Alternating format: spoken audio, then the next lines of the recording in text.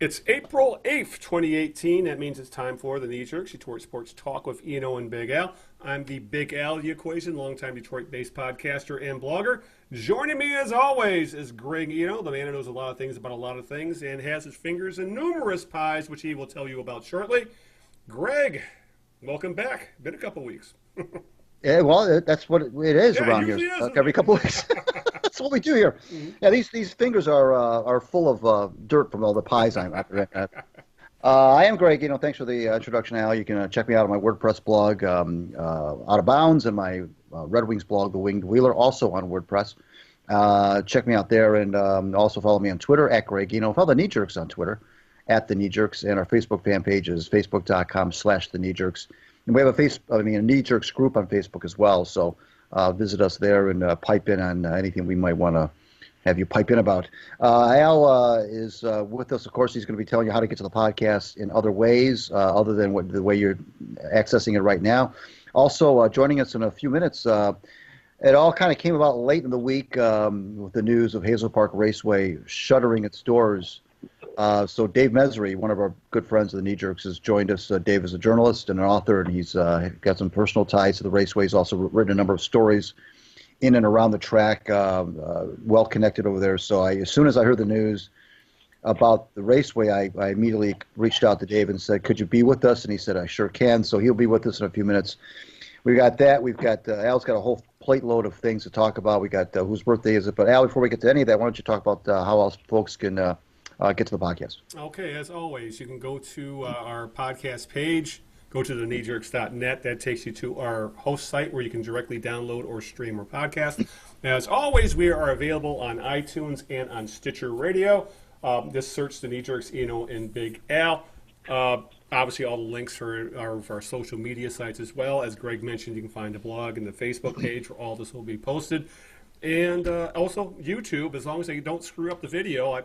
Sometimes I have to upload audio because this is still an ongoing experiment with this, and I'm still learning my way when it comes to handling video. But you can also find us on YouTube at the Knee Jerks, Eno and Big Al. So, and that will be most times will be just Greg and Al. You want to see us yelling and stuff? That's where you want to go. You actually put a face to the voice, in other words. So short. So again, too long didn't read the version. YouTube, Stitcher, iTunes, thekneejerks.net, and as always, search the Knee Jerks, Eno and Big Al. Greg, floor is yours. Absolutely. Thank you so much.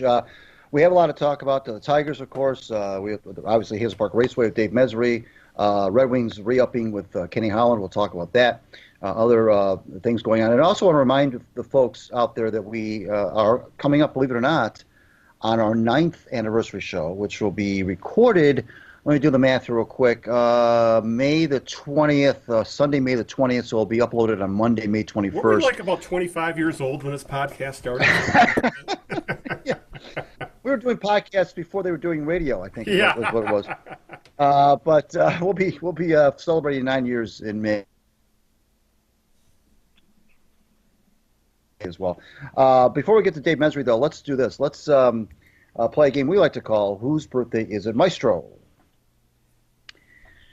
Everybody knows how we play this game by now. I'll give Al a clue or two or three of an individual whose birthday it is today in the world of sports. And if Al can correctly guess that person within the first two clues, he'll receive the new and improved, updated version, the home version of the Knee Jerks. So, oh, boy, I can't wait to see that. Right, the new and improved. This person, Al, was born on this date in 1940. He's still alive. He made his living in the world of basketball, I will tell you that. Mm-hmm. I will tell you that he was a big-time college player in the Big Ten. I won't give you the school because that might give it away. Mm-hmm. In the Big Ten. I will tell you that he was a multiple NBA champion, and I will tell you that he was one of the best forwards of his era. Let's see. Put in the timeline though. There's a few I can throw in there. Especially Big Ten. I'll just because you're probably talking around late 50s, early 60s. Oh shoot, which it counts out a lot of big, at least names I'm more familiar with. So I'm just going to pass because I was going to say something like Cassie Russell, Rudy T, but those are mid-60s. So, Right. so I'm just going to pass. And let's wait for question number 2 and see if I can still win the home game of the knee jerks. Okay. But with that, Greg, why don't you get to our guest? Our guest is Dave Mesrey, who is a friend of the Jerks. He's been on the program a couple of times, at least I believe, talking about with his affiliation with the Navy Field Ground Crew organization in the old Tiger Stadium location, where they've done a lot of work there to refurbish that. The Quarter Michigan and Trumbull, we've talked a lot about that. But today we're going to talk to Dave about Hazel Park Raceway, which announced, I believe, was Thursday, that they were shuttering their doors in a rather abrupt. It kind of took a lot of people by surprise. Not that necessarily it shut down, because that was always, I think, on people's minds, but the fact that the news came it just kind of came out of the blue, and it was an immediate shutdown. It wasn't like, in 2 weeks or in a month. It was like starting today, and a lot of folks who work at the track, I believe, were taken by surprise about that as well. So Dave's on the other end of our line. Thanks for being here, my friend. Hi, fellas. How are you? Very good. Dave, before we get into the track itself, why don't we let's kind of bring the listeners in on who may not, because whenever we've talked to you, it's never really been about the raceway. So let's talk about your connection to the raceway. I know you've written a number of stories about it in your role as a journalist. Why don't you kind of tell us what you've done for your work about the raceway professionally, and also personal ties I know that you have with the track as well. Sure. Well, I can tell you, Hazel Park opened at the corner of 10 Mile and DeQuinder in 1949. It was initially going to be used for midget car racing, but that never came to fruition, and then they ended up repurposing the site for a horse track, and the horse track was built there on the site of an old landfill. It was a garbage dump until Hazel Park Raceway opened in 1949, and it was strictly thoroughbreds, 5/8 of a mile track, and then in 1953 they brought in harness racing for the first time. So they used to split the year. The thoroughbreds raced their part of the year, and then they'd go down to DRC in Livonia, and they'd swap out, and the standardbreds or the harnesses would come in for part of the year. And they did that for years. They would swap back and forth between Hazel Park and DRC until 1985, and then all the thoroughbreds moved down to Livonia at DRC, the Detroit Race Course, later known as Ladbroke DRC, and Hazel Park went strictly standardbred or harness racing for 30 years.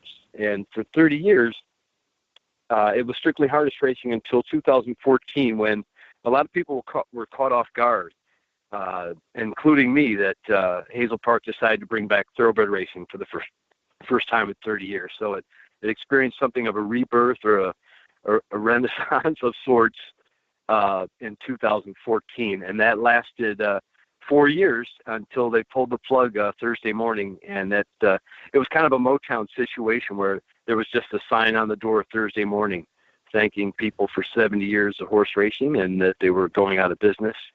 And that's the end of Hazel Park Raceway as we know it. Excuse me, Dave. Excuse me. Talk about the I know you've done, like I said, I've referenced the articles you wrote about the track. Talk about those, because those were outstanding work. Sure. Well, thank you. Not many people were writing about Hazel Park Raceway in recent years. The News and the Free Press used to both dedicate a page every day in the sports section to horse racing. There'd be DRC or Hazel Park. There used to be a harness raceway in Jackson. They'd have all the listings for Windsor Raceway, but that over the years that dwindled. This horse racing lost popularity to the casinos and the state lottery. You saw less and less horse racing coverage in local newspapers. And so in 2014, when they brought back thoroughbred racing for the first time in 30 years, I was particularly intrigued by it, because my family has a history at the racetrack. My family didn't work there, but my father was at the track all the time, either Hazel Park or DRC. And when I was a boy in 1980, my father actually died in the grandstand at Hazel Park. He dropped dead of a heart attack there. And so that place has always sort of held a special place in our family lore of sorts. And when I grew up, and as an adult in the 90s, I went to the racetrack and asked around to see if anybody had any records of this incident, because I was particularly interested, but they didn't have any records. In fact, I found out that it wasn't really an anomaly for some guy to drop dead of a heart attack at the track. It happened not infrequently, So, but that's why I was so fascinated with the racetrack. And so when they brought back thoroughbred racing, which is what my father was watching when he died, I was completely intrigued, never saw it coming. So I started writing about it every chance I got, just on a freelance basis, first for Motor City Muckraker and then for the Metro Times. And it was a really interesting sort of, I call it a resurrection. Now the original grandstand, which was a majestic structure, reminded me a lot of Tiger Stadium. That was built in 1949. They later added a second deck to it, I think in the late 60s. And later they built the clubhouse right next to it. That was built in 1965. But that original grandstand, this beautiful structure, you could see it from 696. The lights you could see from the freeway. They tore that down in 2003, and they built up a new structure on the site, similar to what is at the Tiger Stadium site now. And but it was still on the same site, and they brought back the thoroughbreds. And it was a really interesting, the first race, the very first thoroughbred race there in 30 years was won by a jockey by the name of Mike Holmes, whose father, Mike's an auto mechanic, and he grew up in Oak Park, but he never got to ride at Hazel Park because it was always harness racing. And his father was a jockey there for many years. His name was Donnie Holmes. Donnie Holmes won several, I think he won 3,000 races in his career at Hazel Park. And so all those years later, his son grew up, and he happened to win the very first thoroughbred race at Hazel Park in 30 years. He went wire to wire on a horse by the name of Air It Out. No one's going to remember Air It Out in horse racing history, but I certainly will, and so will everybody who was there that day at Hazel Park. That's some really good stuff. I didn't know a lot of that of the history there. I didn't know about the midget cars, for example, and so forth. And that's really interesting stuff. Dave, we'll talk about why the track closed in a little bit, but I'm interested in your time there. You spent so much time there, both again professionally and personally. I'm interested in your take on, as you wrote these articles and as you did these pieces on the track. I'm interested in your take on the type of folks that you met there, both in terms of the patrons, the patrons right. that witnessed the races, the folks that worked with the horses, the whole gamut. I'm interested in your take. What are some things that you can recollect that spring to mind when you think about the people of the track? Sure. Well, the people were, part of the reason to go to the racetrack is for the people watching. And talk about characters, Greg. The characters you meet at the racetrack are, there's certainly a lot of memorable characters there. And, our old friend and colleague, Steve Lloyd, a cameraman who I met with you years ago, Steve was a freelance videographer. He shot video of that first thoroughbred race there in 30 years, and we used it. You can find it still. His video is at motorcitymuckraker.com, describing, that first thoroughbred race in 30 years that was won by the jockey Mike Holmes. Steve captured that on video, and he did so. He did it was a really compelling job, and Steve was one of the characters you'd see at the racetrack. But there's one guy in particular who stands. There were a couple of guys, and if you go in the clubhouse, you would see so many the characters of the clubhouse. Greg, it was kind of like the senior citizens facility.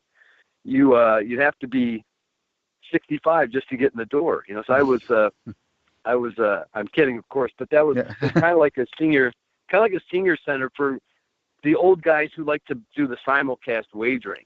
And so this is where you would meet some of the old timers who were just betting on races across the country at the bigger and better tracks. And one of those guys, there was a guy named Leroy. Leroy was like 98 years old. He had all his faculties. There's this guy up on the second floor of the clubhouse. They called him Money. He had a whole system of betting with, different colored markers and everything. It was very scholarly, very studious, and everybody would bring their receipts, their losing tickets, to Money, and Money would catalog them. He would do their taxes for them and stuff. And there's this old guy, George, that they called him Old Man George. Of course, Old Man George wasn't the oldest guy in the clubhouse, but he was the oldest seeming guy. And George was there every morning, looking kind of like Jack Kevorkian with his red cardigan, just waiting outside the clubhouse for the doors to open. So many of these characters, and the horsemen, and oh man, I tell you, Greg. And so there's a really interesting bookend. So I told you about the first thoroughbred race there in 30 years. That was in 2014. So last September, we didn't know it at the time, but the bookend to Mike Holmes winning Wire to Wire, the last race was won by a jockey by the name of Melissa Zajac. And Melissa was a rookie last year. It was her first year riding competitively.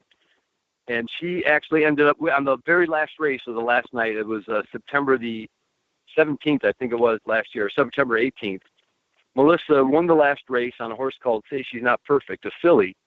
And by doing so, she tied Ricardo Barrios for the riding title. And that was the first time a rookie had ever done it in Michigan horse racing history.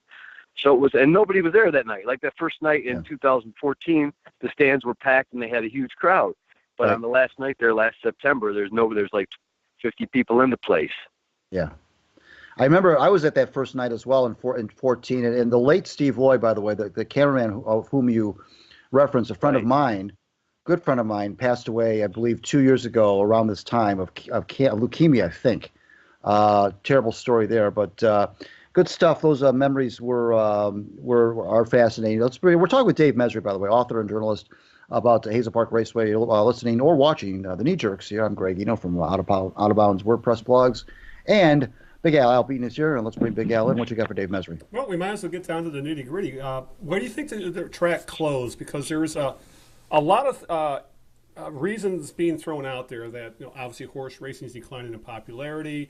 The casino gaming lobby, the state lottery, the fact that they didn't get any help from the state government. Supposedly there were some. I guess they wanted to add different types of gaming to the horse tracks, but they were supposedly blocked by the casino gaming lobby. Can you go a little detail as to what you think happened that ultimately led to the closure of the track?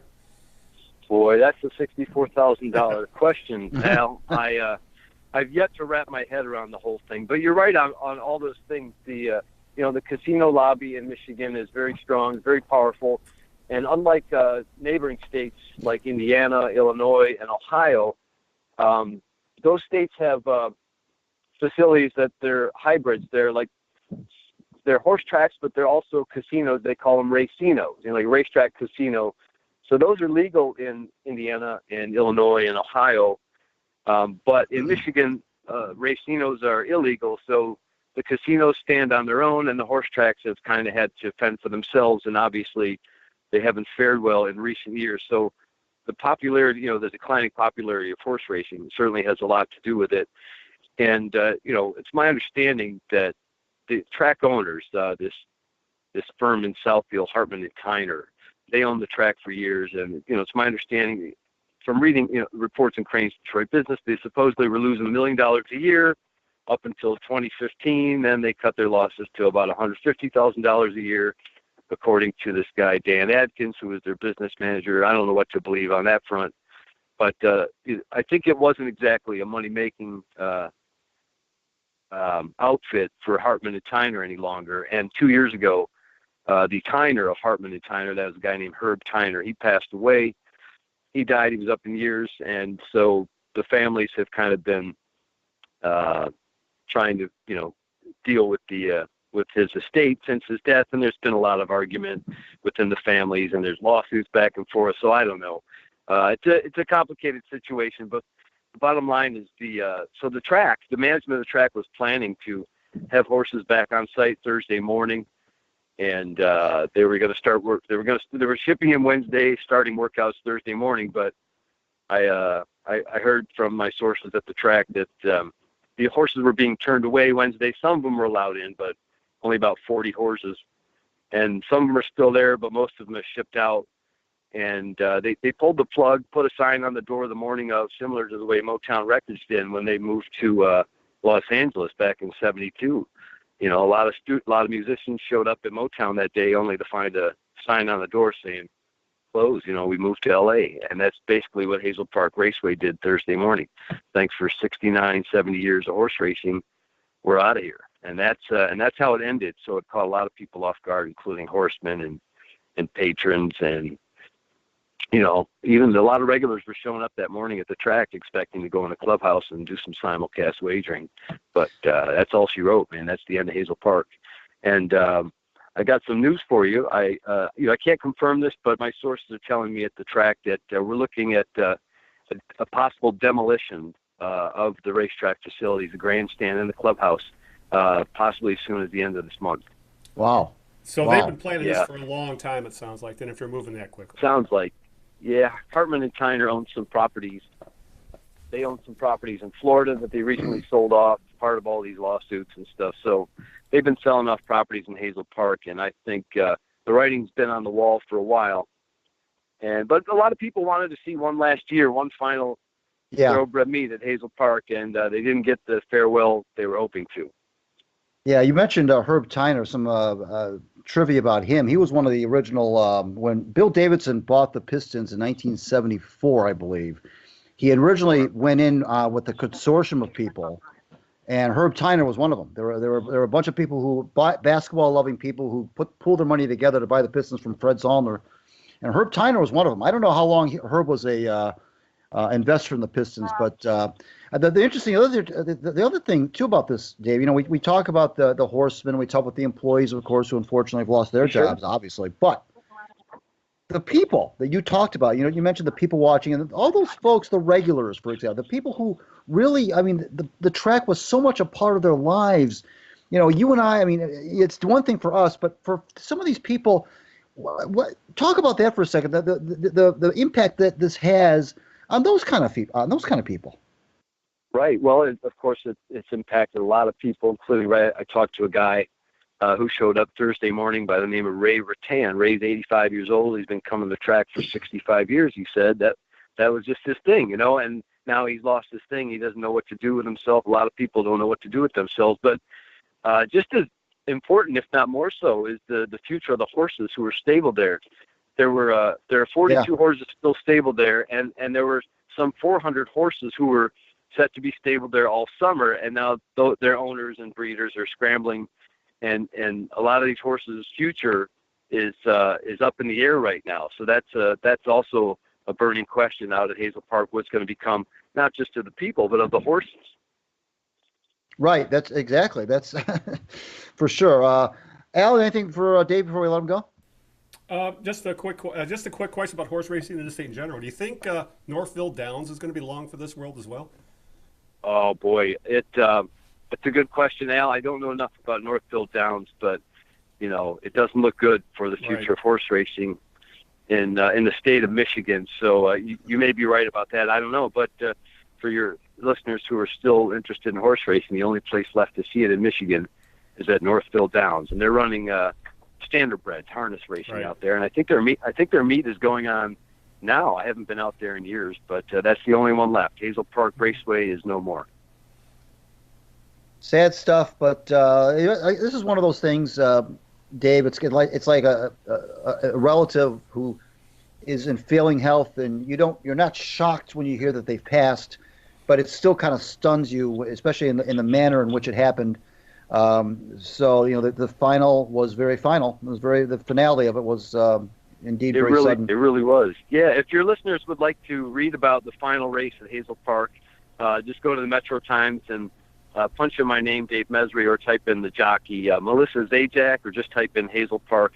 You'll see the story of Melissa winning the last race ever at Hazel Park Raceway last September, and it's a nice book, and it's a really nice ending. We just didn't realize at the time that this was the last race ever run in Hazel Park. So yeah, Melissa Zajac, the Bug Girl, as they called her, the rookie who won the riding title, and her first and only season riding at Hazel Park Raceway.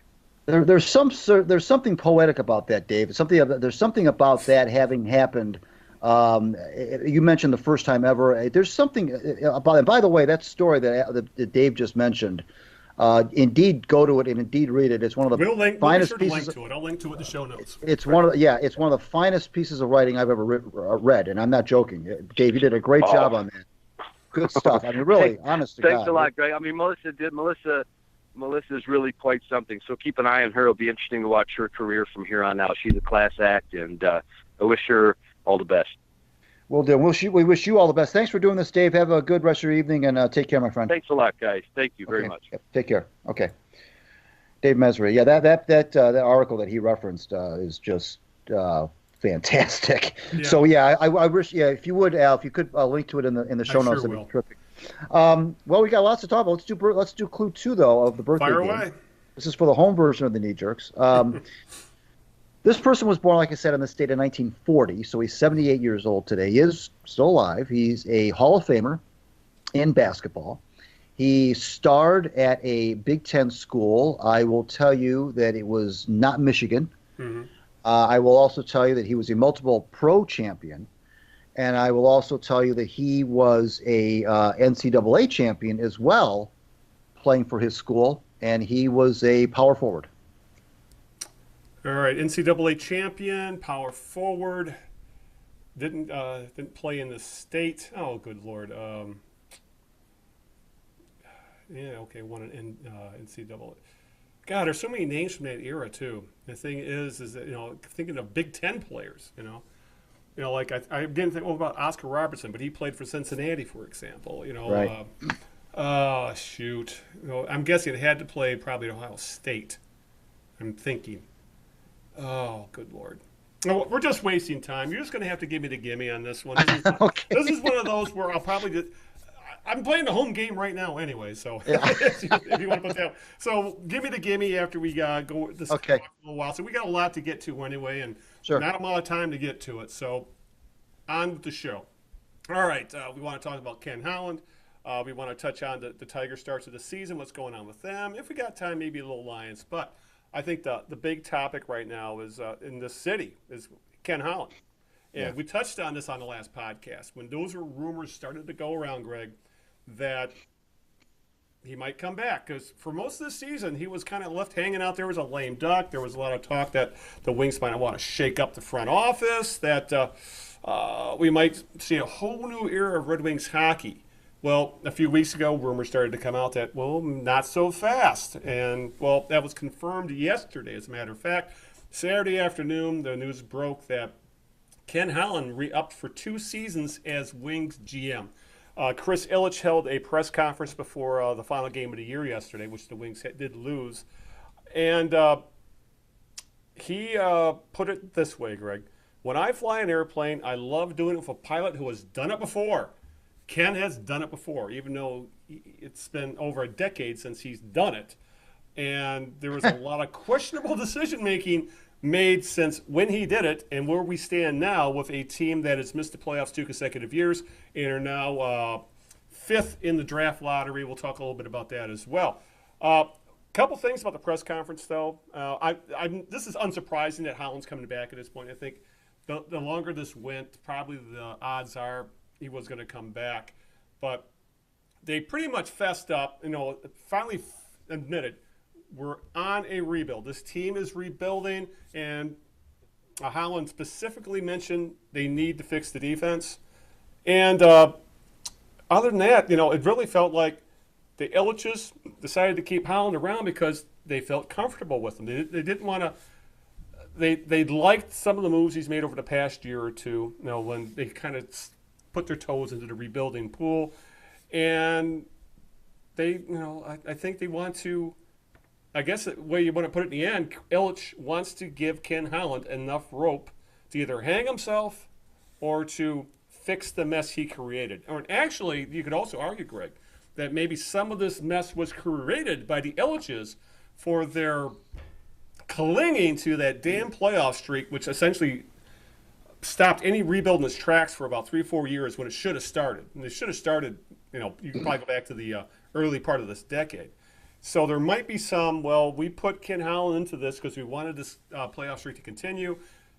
We should keep him for a couple years and see what happens. I guess the other thing is 2 years is kind of an odd amount for to re-sign somebody. You would think if you're going to let him rebuild, you would think 4 or 5 year contract, but this is only 2, and we still don't know the status of Jeff Blashill, even though it's starting to look like he's going to come back as well. So. Now that it's official, Greg, thoughts? What do you think of the decision? Where do you think this team's going? And do you agree with it? This is kind of like, Al, when you are in a political election and your candidate doesn't win. So you end up hoping that the candidate that you didn't want to win does a good job. Yeah. This was not the decision I was hoping the team would make. Clearly, you know that. I've been a big critic of Kenny over the years. I thought that we talked about this before, that I thought this was a perfect time to part ways. I'm with you on the 2-year thing. That is a head scratcher. I don't know if that was something that Ken wanted or if that was something that the Illiches wanted, but that is you're right. That is an odd extension for a job of this magnitude. When I say of this magnitude, of what lies ahead. Right. But it's done. So it's not what I would have done. I thought that this was a prime chance for the team to take these 2 first-round draft picks that they have. By the way, the first time they've had 2 first-round draft picks since in 40 years. 1978 was the last time. And I was hoping that they would just, give Ken his gold watch and, thank him for a job well done. Boot him upstairs if they want to keep him, Right. You're right. Like they did with Jimmy Devellano and so forth. But it didn't work out that way, and we can only be left to speculate why it didn't work that way. Especially, Al, about the 2 years. If the news came that they re-signed Kenny to, like you said, a 4 or 5 year extension, then we would say, okay, well then he's in it for the long haul. This is it. He's the guy that's going to rebuild the Red Wings. But if you're going to go this route, but only give him 2 more years, I don't know that. First of all, I don't know that this is a 2-year project. Number one. Number two, it's just kind of now we're going to be going through this again in 2 years, when the project isn't going to be, the finished product isn't going to be there yet. So I'm not sure what that part of it is all about. I think that is creating more questions than it is answers. Well, let me ask you this. Do you think that they're giving Holland 2 years to maybe groom his successor, say someone like Chris Draper, who has had had a scouting, player development, that kind of thing? That's possible, sure. Yeah. But it's still odd to me. Yeah. I mean, if you're going to do that, then why not say that? Say, and the other thing is that Holland has never sounded like he wants to retire. Just say no. That's the other thing. He's what, mid-60s, I think? Yeah, it's early like to mid-60s? something like that, yeah. So he's not, maybe he's not quite that old. Maybe he's early 60s. But it's not like, if that's what they were going to do, if that's what they're doing, then why not just say, Ken is agreed to be here for 2 more years, at which point we will reevaluate. I don't know. But it's just weird. The whole 2-year thing is weird. But it's done. So now he's going to be the one making these 2 draft choices this summer. And the Wings, I think, according to your show notes, have the 5th overall pick. Yeah, as of things stand, things as they have ended, the Wings would have, if nothing changes in the draft lottery, they would have the 5th overall pick. In the race to get Rasmus Dahlin, who is essentially considered the consensus #1 draft pick, he's one of those, they're calling him a generational defenseman, which is exactly what the Wings would need at this point. Everybody else. Right now, their odds of moving to #1 in the draft are 8.5%. So if they do end up, but there are also the possibility they could drop down to 7, 8, 9 the way the lottery falls. You just don't know how luck of the draw. We've seen it both in the NHL and the NBA, where teams that earned a top pick or a high pick end up picking a little bit lower in the draft because of ping pong balls. But what is that? Now it is they are 5th worst team in the league. What number, Al, is their 2nd first-round pick?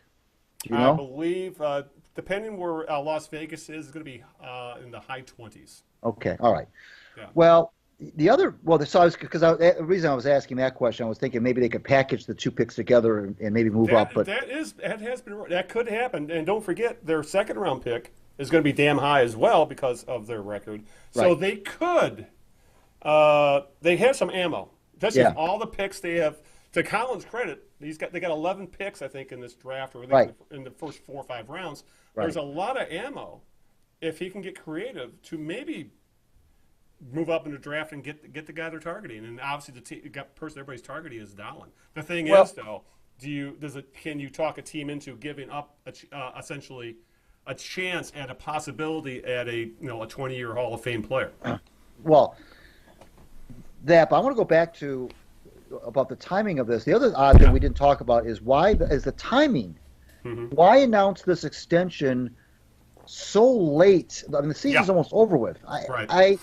Because we were all over. We were all. It is over with. But we were all led to believe that, or a lot of us chose to believe that because there had not been an announcement on Ken's future this deep into the season, it looked like that meant that he wasn't coming back. Because usually when a guy is that far that close to the end of his contract, and there's been no extension announced, you it's hard not to think that, well, that must mean that he's not getting an extension and that they're just going to let the contract run out and they're going to move in another direction. So the fact that they announced this odd 2-year extension on the last day of the season, it's just, I guess in the long run it doesn't really matter, I suppose, when they announce it. But did you find that kind of weird? Weirdly? I agree with you there. It really was. Yeah. But the other, I guess, the thing to bring up with this is, why do you think they didn't they just haven't said the same thing with Jeff Blashill? And Collins said, when he was asked about it, he goes, "I will specifically talk about all these things on Tuesday," which is essentially their getaway day. That's when they unload the lockers, and Holland will have his state of the Red Wings press conference, I guess.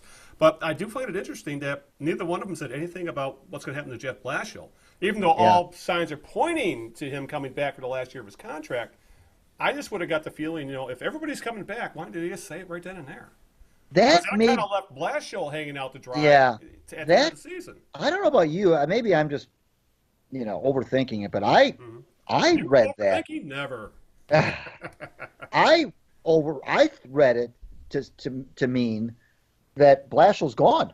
Really? I mean, a lot of times when they say things like, "Well, I'll address that at the end of the season," to me, that made me think my knee-jerk, no pun intended, reaction was that Blashill's gone. Yeah. Now, at the same time, it would not shock me if he's coming back because he does have one more year left in his contract, and the Red Wings don't usually eat contracts of coaches and so forth. So I don't. It's not going to floor me if it turns out that he's coming back. But my first reaction I'll talk about that after the season in a couple of days, by the way, not like it's weeks, weeks down the line, but on Tuesday, was wow, boy, I wonder if he's going to. And I thought, that would not be the time, of course, to announce that he's not coming back. So, it would be. I wouldn't expect him to announce Jeff not coming back at that time, but I would have expected him to say, and then let me put now that this has been announced, let me also tell you that Jeff Blashill is going to come back for his fourth year, and that would have been appropriate. It would not have been appropriate, of course, for him to say at that point Jeff's not coming back, but to say I'll talk about Jeff on Tuesday, I don't know. I thought it meant that he's not coming back, but. I don't know. I mean, if you're going to do a rebuild, you may as well. I don't know that bringing in a new coach right now, maybe that's not the best thing to do anyway. Maybe the guy's got a 1 year left. It's kind of like the Pistons situation. The guy's got a 1 year left on his contract. You let him finish it out, and then you see where you're at the end of that next year. And the Red Wings don't like to, they don't. First of all, they don't fire coaches. They don't fire many coaches anyway, and they certainly don't do it when they've got years left in their contract. So maybe. They'll just let Jeff write it out for one more year and see where we're at. Yeah, it's been like 3-4 decades since the Wings have been on that coaching carousel. Going back go way back to the Bobby Crom, Brad Park. Going back in the 70s and 80s. But it's there's still a lot of. Hopefully, a lot of these things we're talking about will get cleared up by Holland on Tuesday. But it's interesting to see. I took it as, well, he's coming back, whatever. But do you read it another way and it makes sense? Well, speaking of making sense, let's try and make sense of this Wings season, which came to an end yesterday after losing 4-3 to the Islanders on Saturday night. So, Greg, they finished, as I said, 27th overall. I believe fifth worst. Right now they stand fifth worst in the league. Missed the playoffs for a second straight year. Record was 30, 39, and 13, 73 points. I mean, these are the type of things we haven't seen since these kind of records, this kind of standings, since probably going back to the early mid '80s, pre-Steve Yzerman. I think would be the best way to put it. There's been, has been a few things that looked up. Dylan Larkin's looking like he's going to be the next great Red Wing. Anthony Manthos, he's going to be their next big-time scorer. Henrik Zetterberg, amazingly enough, played every game this year. But there's still a lot of question marks. I should also bring up Tyler Bertuzzi, showing he's belong. This guy is going to be I have a feeling Bertuzzi is going to be the next favorite of the Puck Bunnies. He's going to be the next Draper type, if you know what I'm saying. But overall, it was a bad season. Defense was bad. They had bad special teams. Blashill didn't lose the locker room supposedly, but there's a lot of arguing as to how he handled a lot of these players. That again, he seemed to default to the veterans when it came to a lot of things. He was more than happy to bench a young player if he made a mistake, but God forbid Justin Abdelkader or Darren Helton made a mistake, they still wouldn't get benched. That's the sort of thing that bothered me about Blashill, that and his line blender. But this, do you think this was the year they hit rock bottom? I guess I'd put it that way. Standings-wise, the fact that the rebuild, I think, they've really admitted we have to rebuild. My fear is that they're going to they may start making some of the same mistakes when it comes to contracts and players to target. They're already talking about maybe bringing back Mike Green, for example. They don't need anybody on the bad side of 30 on this team. That's my one fear of this. But I guess looking back on the season, there's a lot to take good from it, but more bad. Well, everything you mentioned, defense being bad, special teams being bad. I mean, we knew that going in. Was nothing. Yeah, well, we knew most of that going in. I mean, this isn't a shock. We didn't. I don't think anybody. I know we had Matt Hutter on. I think we had Matt Hutter. I'm sure we had him on. Yeah, we had Matt Hutter. I think a couple weeks into the nobody thought that. Matt didn't think it. I didn't think it. You didn't. Nobody thought they were going to have a playoff team. Nobody thought they were going to. I mean, everything would have had to have broken perfectly. Everything a lot of things would have had to go right for them to make the playoff. Nobody thought they were a playoff team, and so this isn't a big surprise. I mean, maybe you could say, well, they're even worse than I thought. I thought they'd be closer to 500. Okay, I'll buy that. But I never thought they were a playoff team. You mentioned when we were talking about the draft about Dahlin and generational defenseman. Of course, there's a lot of teams that would love to have a guy like that. But the Red Wings obviously are right up there. But goaltending certainly was uneven. Yeah. The older players, like you said, Zetterberg, who is going to be 38 pretty soon, and is third straight year played all 82 games. Yeah, this guy should be getting third, fourth line minutes, and he's on the top line. He only scored 11 goals. He scored 11 goals. Yeah, he scored 11 goals, and but he's been a good Red Wing. He's been a good captain. I have no qualms about him. He actually, frankly, continues a tradition of aging players who've done well in that role. I think, Al, you mentioned the playoff streak, and I think that a lot of people tend to circle back to the retirement of Nick Lidstrom as the moment where the Red Wings kind of lost their way and kind of started to wander around in that NHL netherworld, if you will, that no man's land, and that they probably should have at that moment started to rethink their ways and try not to patch holes with older players, and instead start to realize that it's time now to turn the page on this chapter and start a new chapter. And I think what has got the fans upset about that and upset about this news about Holland is they feel like, and I think rightly so, that it had to take a ton of bricks to fall on the Red Wings before they realized that they had to change their ways. And I think what's got people irritated is that they feel like now the Red Wings are 2 or 3 years behind where they should be. Yeah. Had they begun this, maybe even longer than 2 or 3 years, if they had begun this process. You can make an argument once they got probably a year after they lost in the Stanley Cup Finals. So we're talking maybe 2010. that probably would have been when they should have started to think about maybe it's time to start breaking this team up. Well, Nick Lidstrom, you mentioned 2010. Nick Lidstrom turned 40 that year.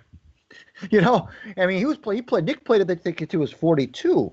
And, you know, when your best players are mid-30s and 40, yeah, I mean, it's kind of hard not to think, well, geez, what are we going to do when those guys aren't here anymore? Let's.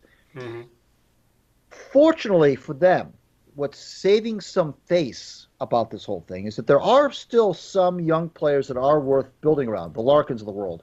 You mentioned Mantha. You mentioned Bertuzzi. Probably Bertuzzi. Maybe Yes. having to see you. Ferk. But other than there are pieces here, but there's not enough for even a foundation yet. And they're all up front. Yeah. None of them are on the blue line. Right. There's nobody on the blue line, Al, that's young, that's up and coming, that's got you excited. Right. There really isn't. Chalowski, their number one draft pick a couple years ago, is by all accounts not really. He's okay, but he's not. He's still not close. He's not close to being ready. And so all of the assets that they do have that are attractive because they're young, because they have a high ceiling, are all forwards, and they don't have anything, including goalie, on the back end, and that's a concern, obviously. So they have to address from the blue line back if they want to get back to the promised land. But Ken said, and it was a brief announcement. I saw it. It was a very brief announcement. Yeah. Chris Illich and Ken were there, and Ken said, "I'm looking forward to the next chapter, rebuilding the Detroit Red Wings to get to where they belong and so forth." But I just hope that he is. I mean, I hope that he's up for this and he's into it. And these 11 draft picks, like you mentioned, including the 2 first-rounders. This is it. This is where the Red Wings are going to have to start making their hay. Is right here, and this is where they're going to have to continue to rely on all that superior scouting. By the way, the rest of the league has caught up to the Red Wings in that regard. We used to talk about how the Red Wings were cutting edge and ahead of the curve when it comes to scouting across the world, especially in Europe. And other teams, they've caught up. I mean, it's not the Red Wings no longer have all these hidden gems. We talked about Zetterberg, we talked about Dotsuk, and some of these great players who both late round picks. That's not going to happen anymore. Way down. Yeah, Holmstrom and way down there. Yeah. But other teams have caught up to them in that regard. So they're no longer the model organization of the NHL. I mean, they're not.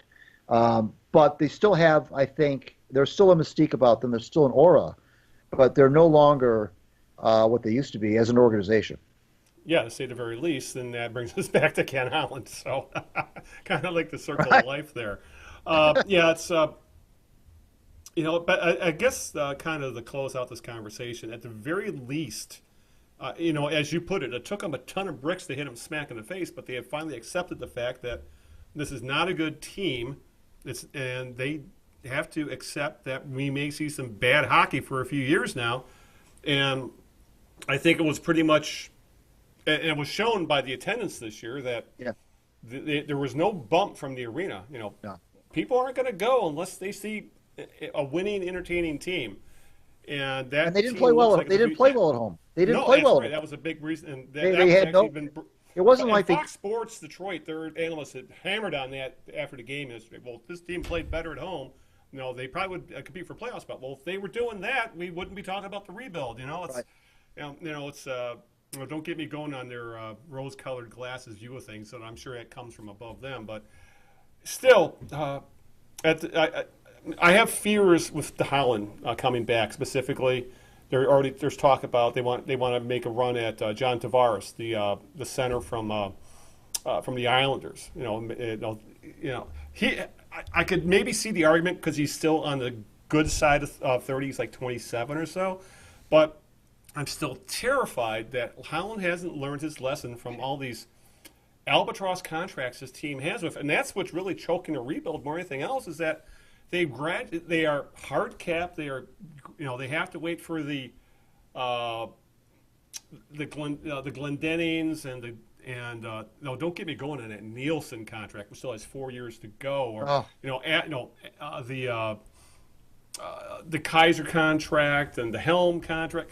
Those are, I'll cut them slack on the on Zetterberg still having 3 years left on his deal, because that deal was made before the NHL decided to punish teams for backloading, for front loading contracts, and what we saw with what happened with Datsuk. But I doubt we'll see Zetterberg finish out the last 3 years of that deal. But there's still a lot of guys who are going to be stuck on this team for the next 3 or 4 years, I think, before really they actually have enough cap room to maybe start thinking about making some significant signings. That's my fear, Greg, with this rebuild, is that they may try to take shortcuts. And I'd rather them hold on to cap space and and bring up players from Grand Rapids and play the young guys rather than burn their cap money on the Trevor Daleys of the world and the Franz Nielsen's of the world, or for that matter, guys like Luke Witkowski or David Booth. All those guys do is take out time away from young guys, and that's the last thing this team needs to do right now. If they do one thing with this rebuild, Greg, that's what I want to see them to do.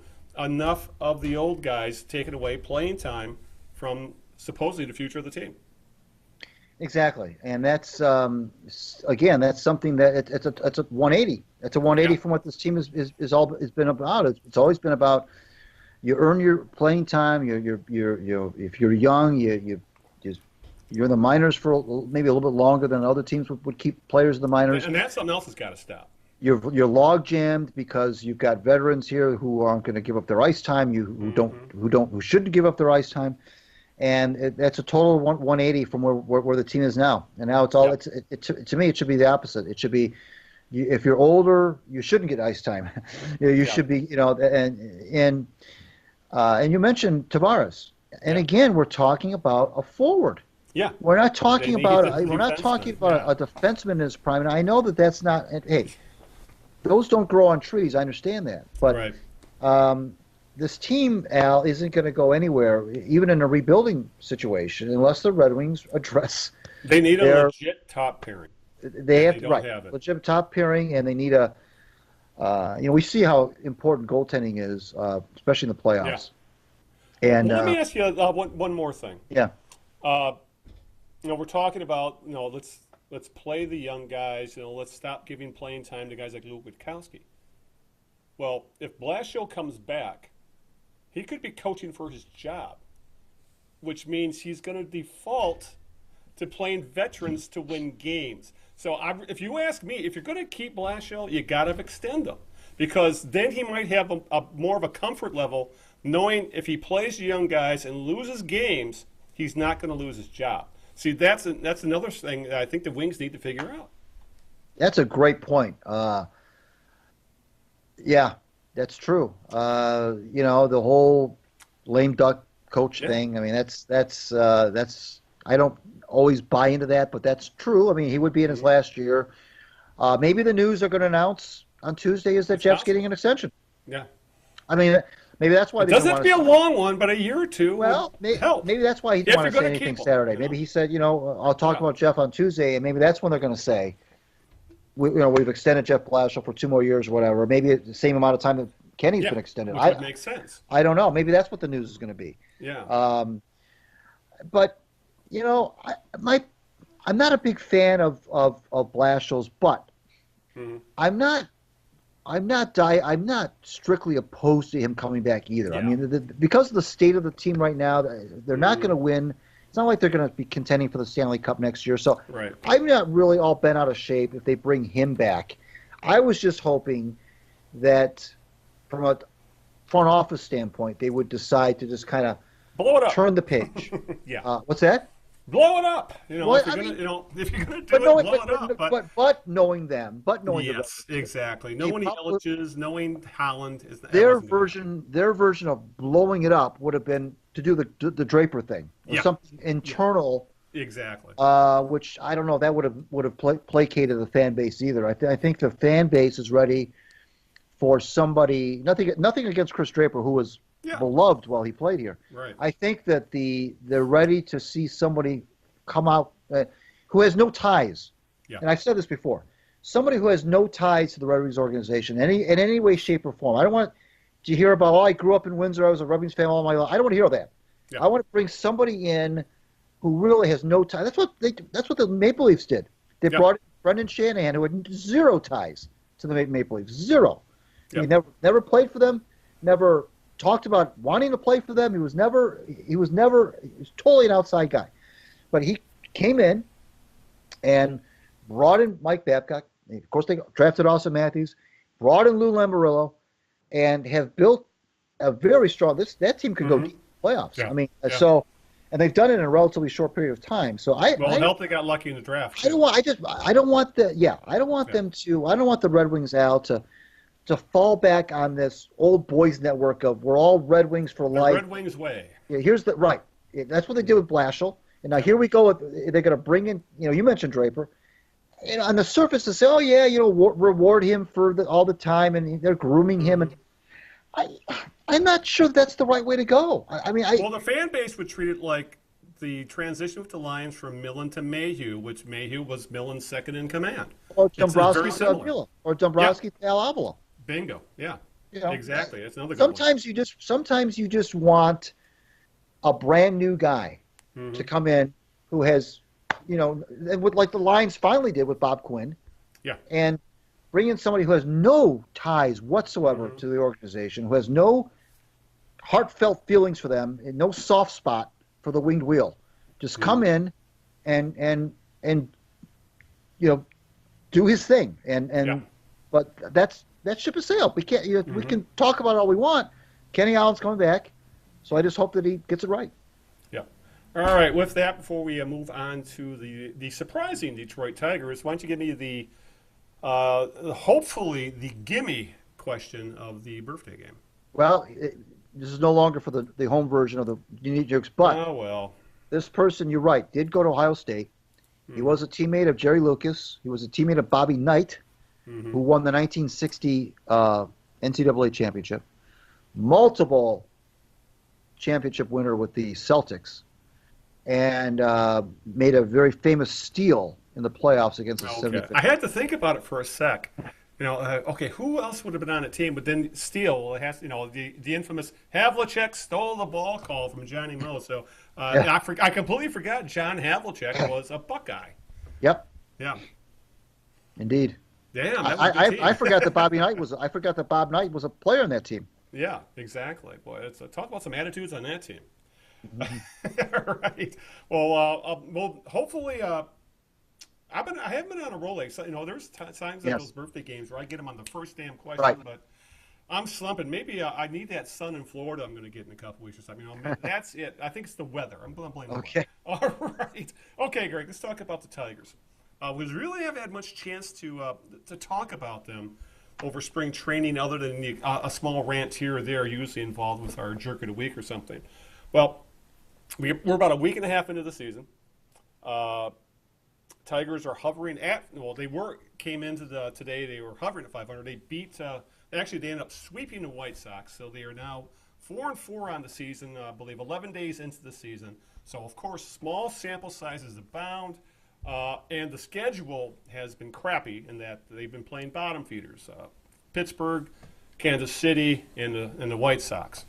But at least from what games I have been able to see, when they are able to play, we'll talk about the schedule shortly.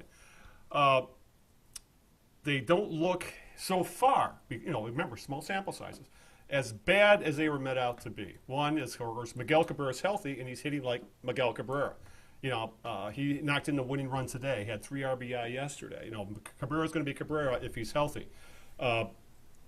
Michael Fulmer pitching like an ace right now. He's shut down the White Sox in just absolutely brutal conditions yesterday, for example, and should have won his first start. I believe he lost that 1-0. Nick Castellanos, baddest picked up from last year, right where he left off. He's going to rake this year. It was pretty obvious.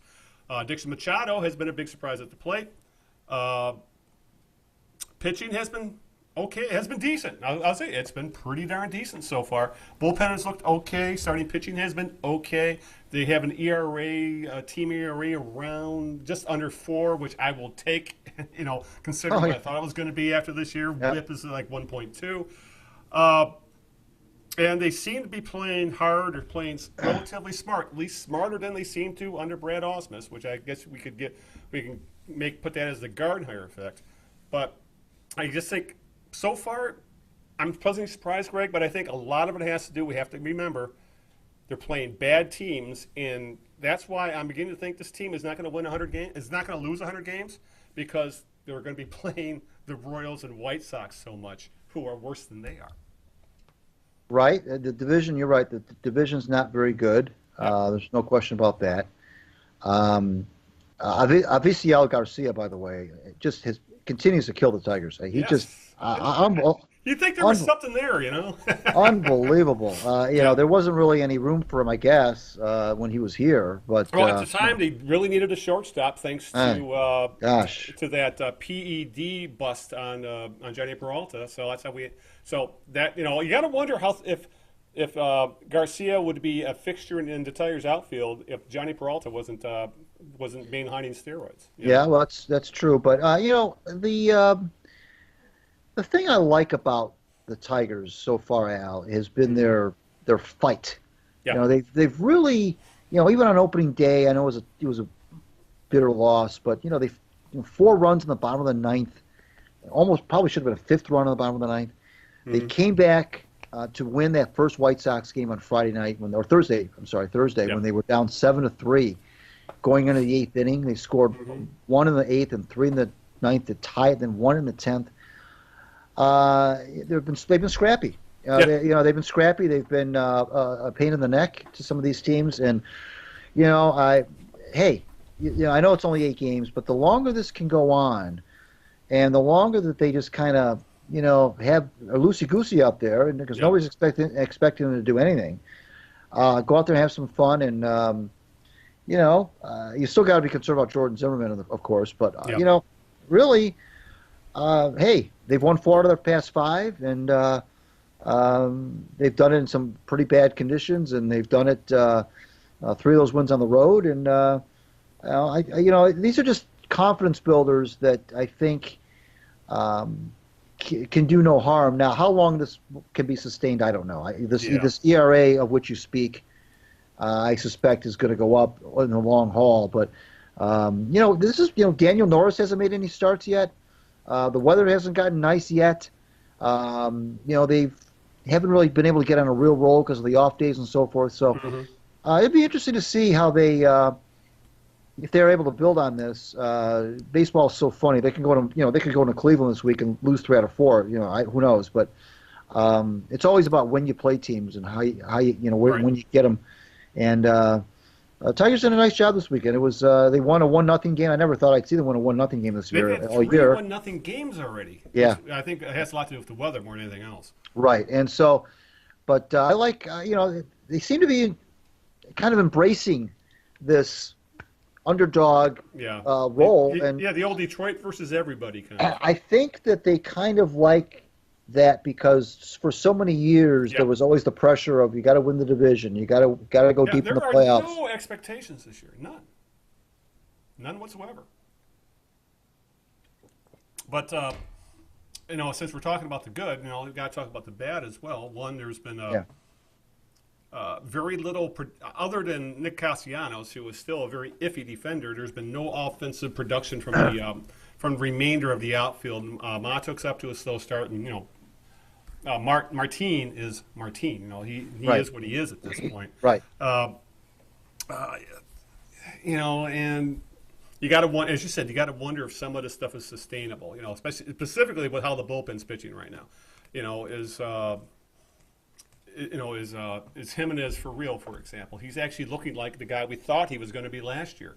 But again, his strikeouts aren't what you would think of out of a guy who's pitching out of the 8th inning. These are the kind of things we have to see if they're just small sample sizes or whatever. But I think the one thing that bugs me, Greg, and I kind of touched on this on the last podcast with my my jerk of the week going after Gardenhire with starting Zimmerman on opening day, was the fact how they're handling Daniel Norris, for example. The guy they're really apparently there were heavy duty discussions as to what they were going to do with him when Mike Fears became healthy, and actually he got the start today and got the win. But they want both fears and for God knows why, they still want to keep Francisco Liriano. He's like 34, 35 years old in the rotation, and they were, I guess, heavy discussions at what they're going to do with Daniel Norris. Were they going to send him to Toledo, where he has dominated every time they send him to AAA? There's nothing left for this guy to learn down there. So they ultimately decided to put him in long relief for the time being, and they sent down Suppold instead. But the fact that Norris, who is the future of this team, it's time to find out, is this guy the guy they thought they were going to get when they traded for him, and when he was essentially the centerpiece of one of the big deals they made in 2015? It's time to find out this guy is going to be part of your rotation or not. And the fact that they threw him in the bullpen and are keeping essentially two placeholders in Liriano and Fears in the rotation over him, I just find to be absolutely ridiculous. Move one of those veterans into the bullpen and then use them if he goes belly up again. That's the kind of thing that's bothering me about how they're handling some of the players. Or for that matter, Jacoby Jones, same thing. He should be playing every damn day in center field and find out if he can actually handle a big league job. Then if he doesn't, then you got Martin. Then you can throw him in center field, ride it out the rest of the year. So this is the kind of stuff that I think, I don't know, they should be embracing a rebuild when it comes to the youth and the fact that I understand they needed more starting pitching, but these guys they signed, I thought they were going to be long relievers, and then you slot them into the rotation if someone gets hurt or they fail.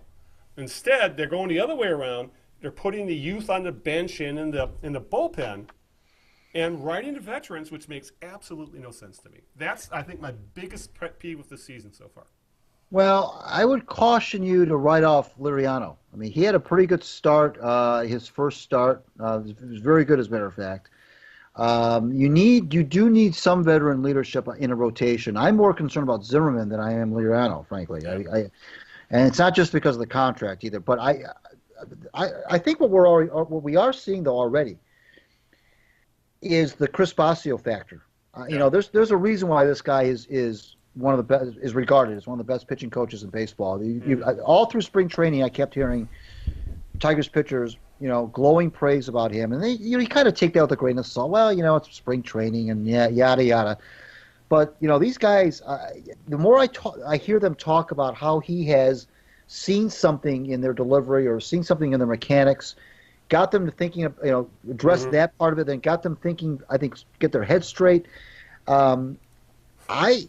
I think you're seeing some effects of the Bosio factor. I mean, I really do. I hope you're right. Yeah. I've not been I'm kind of iffy about the impact that hitting coaches and pitching coaches really have on their respective students, if you will. But there's something about Bosio, whether it's a mystique or what. But I don't recall any of this kind of chatter about a pitching coach in Detroit in a long time, and they just seem to be buying into whatever every time. Almost every pitcher this year who's been quoted, whether it's been a starter or a reliever, has mentioned Bosio in their quotes. Well, Boz told me this, and Boz told me that, and Boz said this, and Boz said that, and you just didn't hear that before. You just didn't hear that about the previous pitching coaches that the Tigers had, and there's a reason why he is. As soon as the Tigers hired him, I thought, well, this could be a really good hire because, by all accounts, he's well respected, and people seem to think that he's really good at what he does, and the pitchers. It doesn't matter if I believe it; it matters if the pitchers believe it. It seems like they're really buying into whatever it is he's telling them. Yeah. That was there was a lot of teeth grinding and gnashing over in Chicago when Joe Madden let him go. He was a very popular figure with the Cubs. So far so good. Even though I am complaining about how the pitching staff is being handled right now. Norris looked excellent in relief a few games ago when he came in middle relief and gave up 1 run in 4 innings or something like that. So far, I guess you could say I think right now for the most part this is best case scenario. Other than that, you could make an argument that the Tigers should have a winning record because of what happened with the ridiculous replay opening day where No, if it takes 4 or 5 minutes to make the call, well, you should just go with the call on the field. But we've talked about that in the past. So, but overall, the Tigers have been surprisingly okay to watch. So I'm happy with that. Right. But what hasn't been okay, Greg, is, well, the darn schedule. And MLB is done screwed up. And the problem is, I don't think there's a way to really fix it. And that issue, is scheduling is weather. When you start seasons in late March in the north, here in Detroit, here in New York, in Cleveland, in Chicago, in Minneapolis, the schedule's going to be thrown into havoc, and it's going to make for some very ugly and very unappealing baseball. We saw that in Detroit, where I believe there was the 1-0 game that lasted like literally 2 hours because nobody was working counts. Everybody was trying to hit the first damn pitch because they were playing in 20-degree weather with 20-mile-an-hour winds. And that's been going on throughout Major League Baseball, not just Detroit. It's unfair to the teams involved. It's unfair to the fans. I mean, that game I'm talking about, there was probably 1,000 people maybe in the stands at Comerica Park. It's an extremely unfair situation, and I know why they did it, because they're going to give teams more days off in the dog days of the season, which they've needed to do for a long time. The problem is, how do you fix what's going on now? And the problem is, I don't think you can, because someone's going to get screwed. And the argument's thrown out there, Greg, that, okay, well, then you start all these northern teams on the West Coast and in the South. Well, those teams don't want to have their home schedule, overloaded in April, because it's low attendance time for them as well. And if they're in contention, they're going to have nothing but road games in September. So they're not going to agree to that. You could shorten the season. Well, no one's going to agree to that, because that means less money for the owners and less money for the players, because everybody's got to take a pay cut. You could add double headers, and nobody wants to do that either. That's the one thing. Nobody wants to have a double header either. Yeah, but that's probably the only reasonable solution, is to go to more double headers. And in baseball, if they want to keep the gate, you go to day-night double headers. You probably won't get all the gate you would normally get, but you wouldn't have to start the season in freaking March, which is absolutely ridiculous. And don't even get me going on Major League Baseball scheduling Pittsburgh, who comes to town once. That's just stupid. So, I think doubleheaders are the way to go. And if you're worried about how it would handle pitching staffs, then you increase the rosters. You go to a 26 or 27-man roster. That's the only way you can fix it.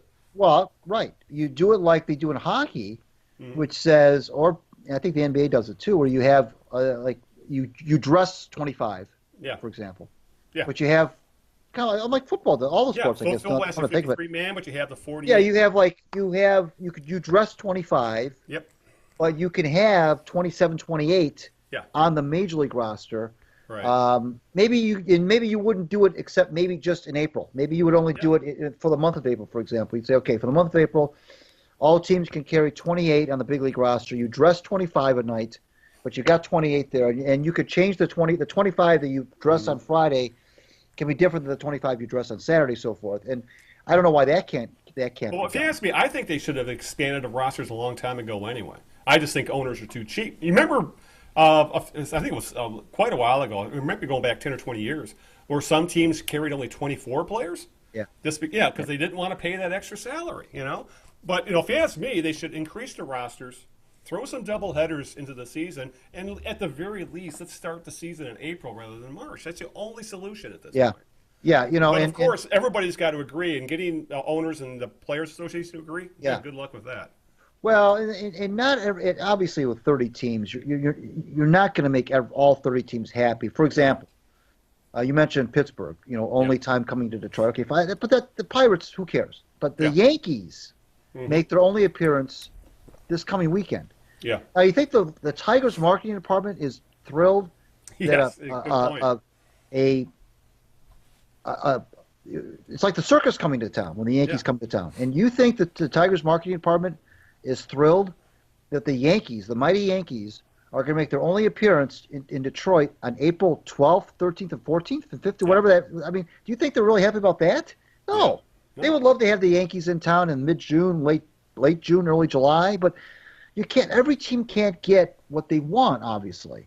But they're not going to sell nearly as many tickets for the Yankees as they would if the Yankees were coming to town in July. Yeah. You know, I mean, so the Yankees come to town and they're done by April 15th. They're not. They're gone. They're not coming back after April 15th. So, but those are things that's secondary to the weather issue that you're talking about. And you know, I really think that you're kind of between the rock and a hard place. All you can do if you're Major League Baseball, I guess, is just hope that you're going to luck out with the weather. Because there's some times where even in the northern cities, you can get a mild late March, a mild early I'll April. take with the sun being out. Yeah, right.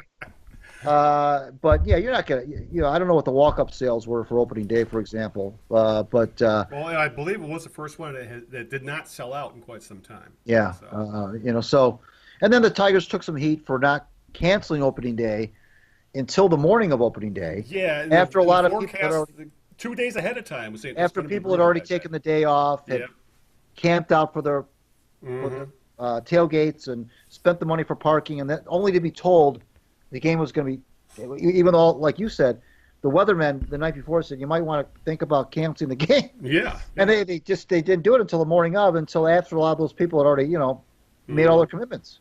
Yeah, it really is a mess that's going to take a lot of compromising from the teams, from the owners, from all the employees involved, and for that matter, the Players Association. And right now, the way I would not be surprised if we're well on our way to another labor impasse. The way this last offseason went with free agency, the contracts given out, that getting these parties all to agree on anything at this point is, well, good luck with that. Right.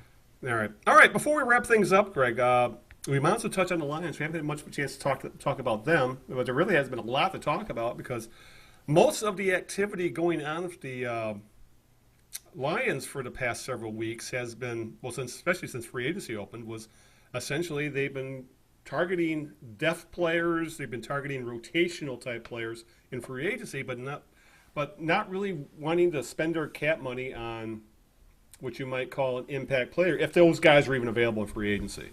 But it's starting to look like, Greg, that one, they're going to target their impact players in the draft, which I think is probably the right thing to do.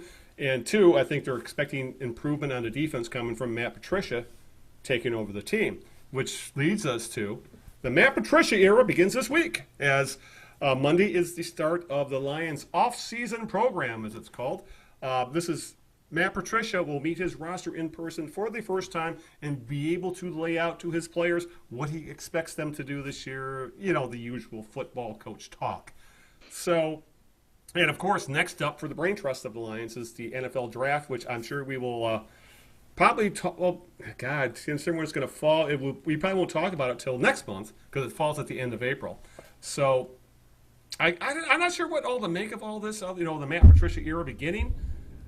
I just know it's going to be an interesting offseason because we're going to get covered. It's going to be covered like you wouldn't believe with a brand new coach in town. And all the buddy stuff we're hearing with Patricia and Quinn, and the fact that at this point, if there's one sport in this country that is a 365-year sport, the way it's covered, that's the NFL. I mean, I'm hoping for the best, and I think Matt Patricia was a good hire. I'm just curious to see how it all falls out. But, it's the start of the era is tomorrow. Yep. This is April's a great month. For sports fans, you've got the month starts with baseball. Of course, it starts with the NCAA tournament. You've got the Masters in there. You've got the NFL draft. You've got spring football and the end of the regular seasons in hockey, and playoffs in hockey and basketball. It's a really exciting month for sports. Unless you're a Detroit sports fan, be that as it may. but this year, like you said, there is some juice because of the Patricia era beginning and so forth. And I was thinking though about free agency, and I know that Bob Quinn admitted. He said, there were some guys we would have liked to have had. We did, we couldn't make the numbers work and so forth. We couldn't get them to sign on the dotted line. But You think back, Al, to all the great teams in the NFL in the era of free agency. Yeah. Who've won Super Bowls, who've won multiple Super Bowls, who've been to multiple Super Bowl appearances, and who've been very successful in the playoffs. And a lot of those teams, Al, never really relied on free agency. I mean, they may have signed a guy here or there, maybe plug somebody in, and they never went full. They didn't make any big splashes. The Patriots. Let's talk about them because that's who's most germane to the Lions. Right. I don't recall them making a lot of big splashes in free agency. The Patriots. I mean, they did their thing in the draft. They did their thing with low, under the radar type guys. Right. And coached them up, fit them into a system. It wasn't like the Red Wings teams who would go out and make a big splash every summer, sign a big name guy, or even the Tigers in the wintertime signing a big name guy. Right. It was always about just they never did that. The Patriots never really jumped full bore into free agency. They were more concerned about spending their money internally, making sure that their best players were signed internally. And so, I don't know that this supposed, disappointment that some people have in the Lions free agent haul this offseason. I'm not so sure that should really be considered a disappointment at this point. I mean, I think they made some signings. I think they made some smart. They didn't go crazy with money with people. They brought in some people that were, mid-range to upper guys. They signed some low-range guys. Some depth, filled some depth holes, and I have no complaints with the way that they went about free agency. They signed LeGarrette Blount, for some short yardage help on the ground. And none of these contracts are super long-term. No, they're not long-term. They don't break the bank. They don't hamstring the organization. They don't put the team behind the eight ball like we've seen in the past. Oh, yeah. So I have no complaints with that. And so you combine that with this will be now Bob Quinn's third draft with the Lions. I still think they're going about this the right way. I guess what I'm saying is you don't have to make these big splashes in free agency to, for that to be a portend of what your season's going to be like. Yeah. And not every move they make is going to be a good one. Mistakes in signing personnel happens. But I completely agree with you. I didn't want to see this team jump whole hog into free agency and make a couple big splash signings and hamstring them, say, 3 years down the line.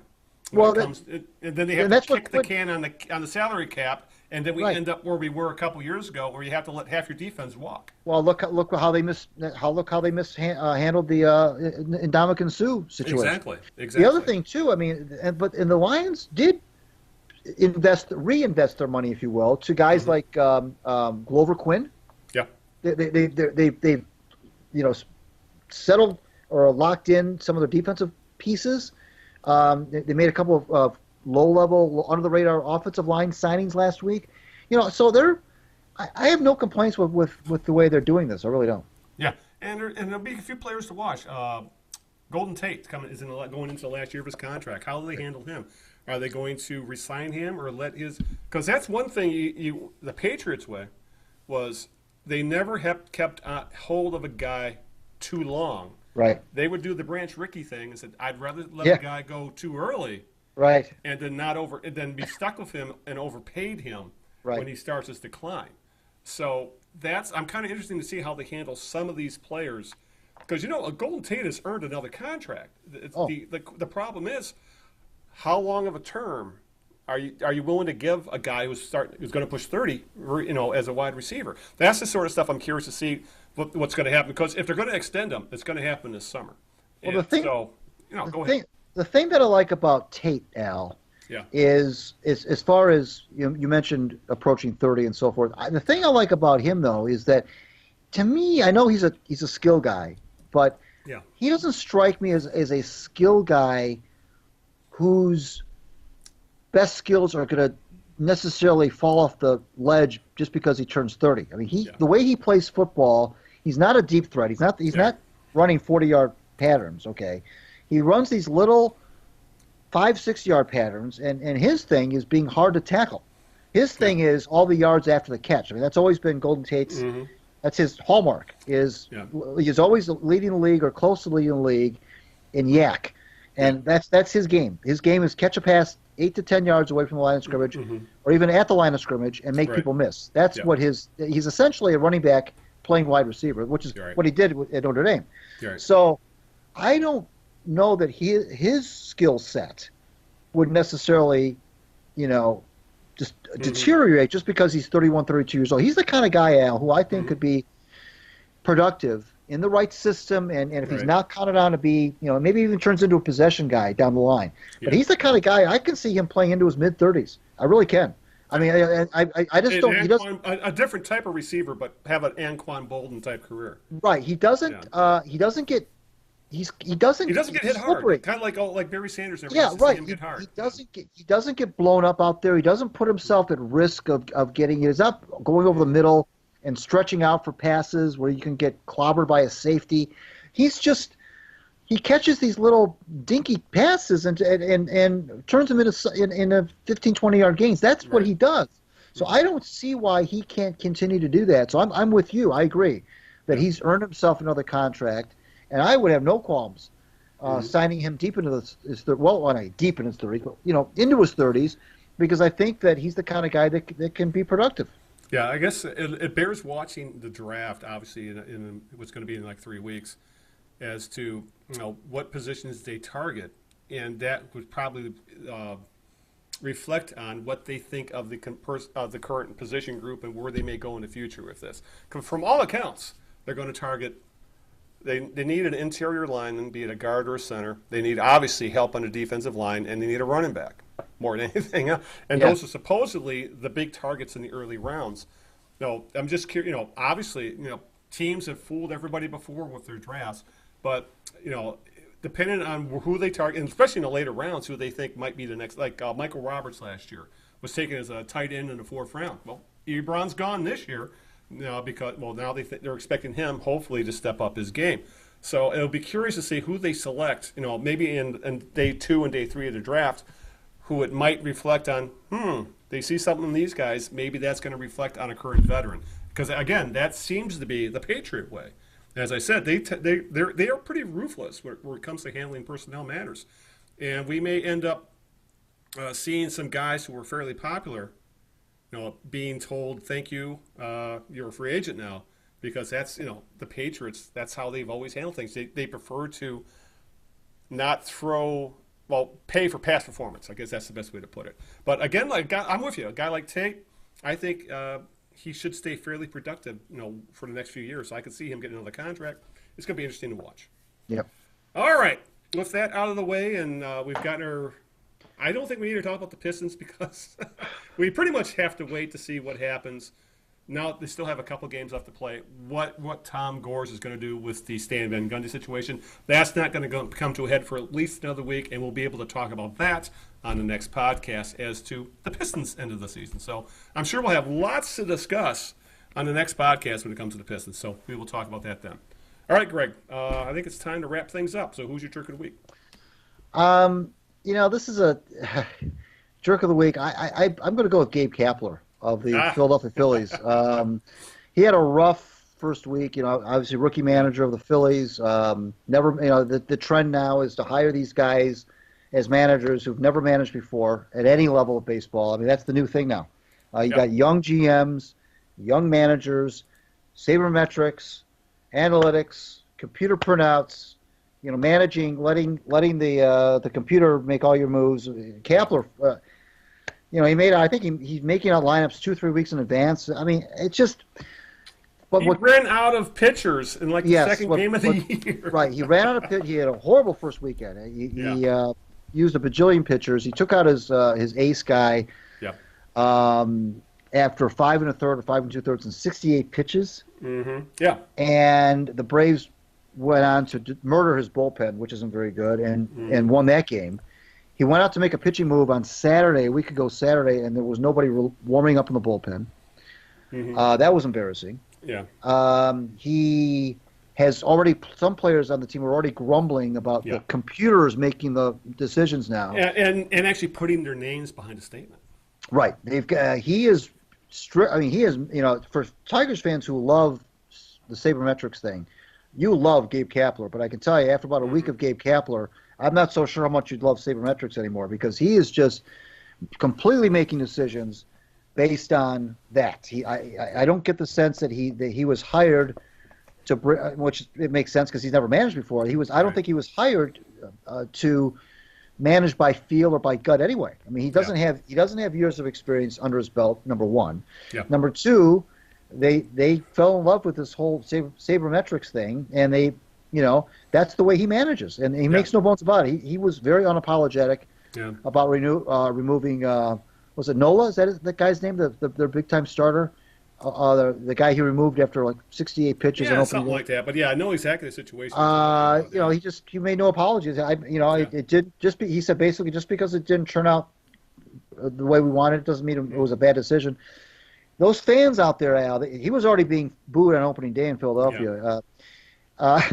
Those fans, I know they're in a good mood right now because the Eagles won the championship and so forth, and Villanova won the championship. But that's going to wear off in mid-June, July, when there's nothing to talk about now in Philadelphia except the Phillies. They're already in a bad mood about this guy. So I think that's a situation worth taking a look at. So I'm making Gabe Kapler my jerk of the week just for these oddball, weird decisions. Apparently he's making lineups out 2-3 weeks in advance based on the computer. I just don't think that's what it's all about. And coming out to the mound and making a pitching change when there's nobody relieving. Yeah. I don't know if I've ever seen that before. So a lot of rookie mistakes. Yeah. So my jerk of the week is Gabe Kapler.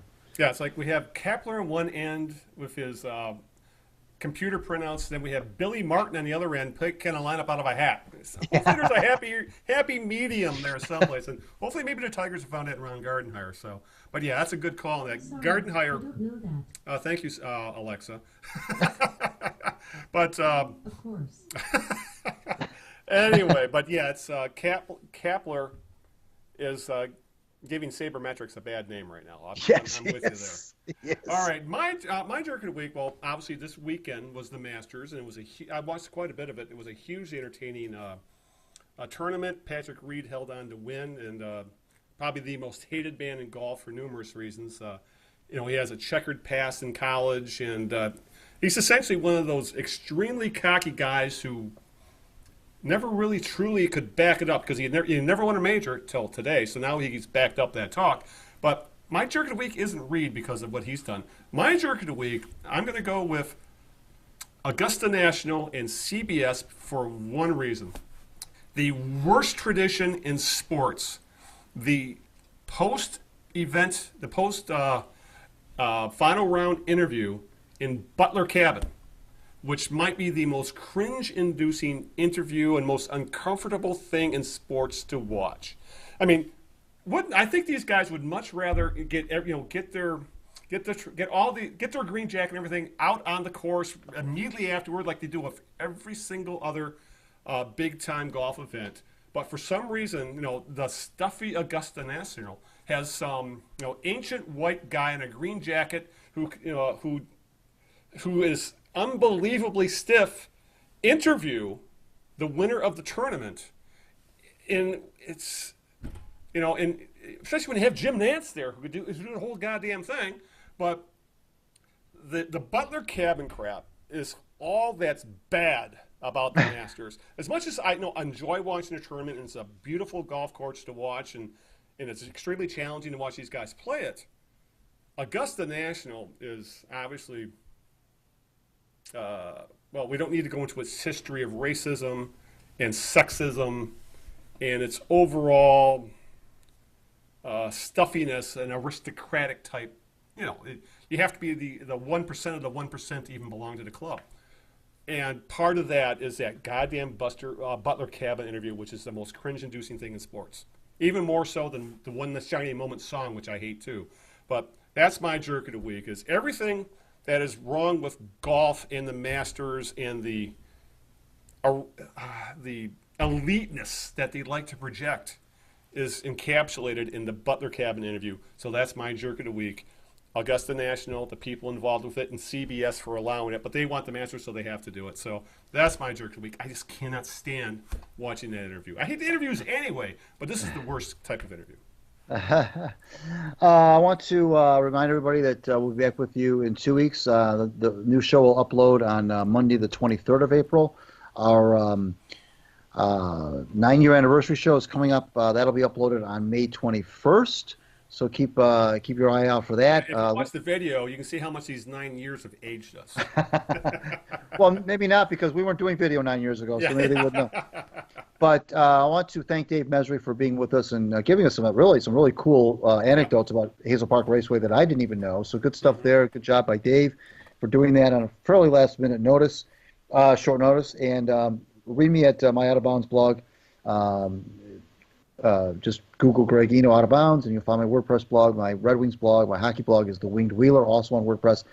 Follow me on Twitter at Greg Eno. Follow the Knee Jerks on Twitter at The Knee Jerks, Facebook.com/The Knee Jerks, and a Knee Jerks group. I want to thank my lovely wife Sharon for putting up with this nonsense every other week, and thank you, Big Al, for making Sunday nights so gosh darn fun.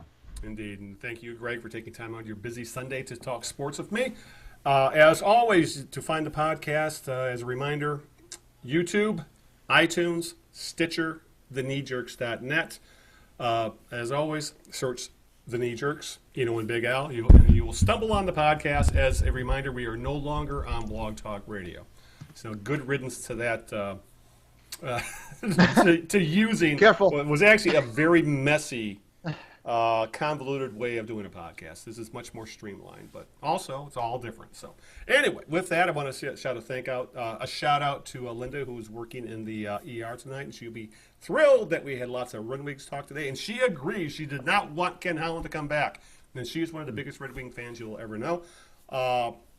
And also give a shout out to the listeners and those of us who follow along on the Facebook pages and other social media spots. So, but with that, and another thing to keep an eye out for, the next podcast will probably drop early, as I am leaving for Florida 2 weeks from tomorrow, as a matter of fact. So we'll probably drop the next podcast a day or so early. So we'll play that by ear. But with that out of the way, let's call it an evening. So thanks again to Dave. Thanks again to Greg. Thank you, Al. And let's call the podcast. So until this time 2 weeks from now, this is Al Beaton saying good evening, good luck, and aloha. Ciao, Italy, everybody. We'll see you in 2 weeks. Good night.